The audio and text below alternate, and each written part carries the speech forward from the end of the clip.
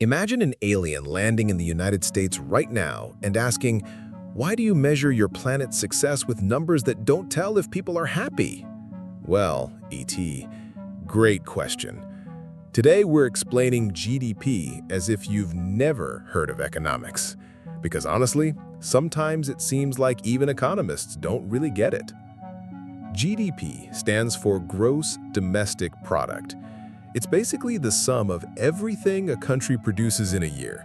Imagine adding up every burger flipped, every haircut given, every Uber ride taken, everything. In 2023, the US GDP was $27.4 trillion. Sounds like a lot? That's because you haven't seen how it's divided yet. Here's where our alien friend gets confused. There are 3 ways to calculate GDP. And theoretically, they should all give the same result.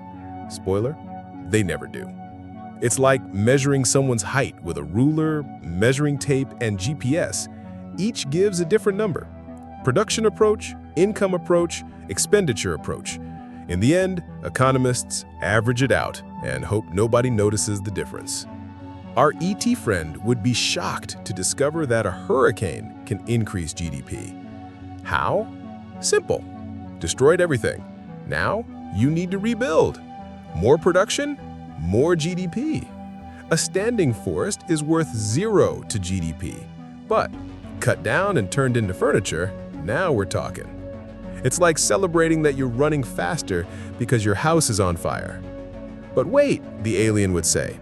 If the US has the world's largest GDP, why doesn't everyone seem rich? Enter GDP per capita. Dividing the pie by 335 million people. Suddenly, we dropped to 13th place. It's the difference between splitting a pizza among 5 friends or 50.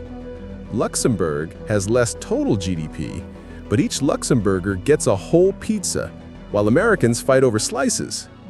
Here's where the ET completely loses it. Housework? Doesn't count. Pollution? Invisible. Inequality? Who cares? Happiness? What's that? GDP is like that friend who only posts wins on Instagram. A mother caring for her kids 24/7 contributes 0 to GDP. But if she pays a nanny, now that counts. Destroying the environment boosts GDP, but breathing clean air is worth nothing. Some countries have caught on. Bhutan created the Gross National Happiness Index.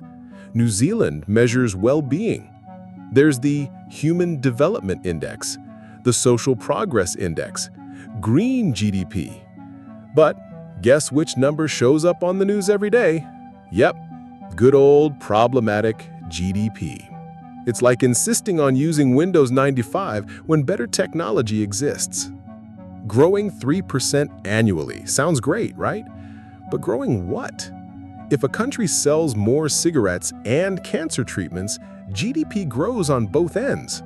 If everyone gets depressed and spends on therapy, boom, GDP through the roof. It's the economic equivalent of celebrating that you drank 10 beers, forgetting to mention tomorrow's hangover. So, dear alien, GDP is like a thermometer that only measures fever, but doesn't tell if you have the flu or COVID. Is it useful? Yes. Is it sufficient? Definitely not. As long as we keep measuring progress only by production and consumption, we'll keep confusing motion with direction. And if you found this explanation interesting, wait until you discover how banks create money out of thin air. But that is a conversation for your next landing.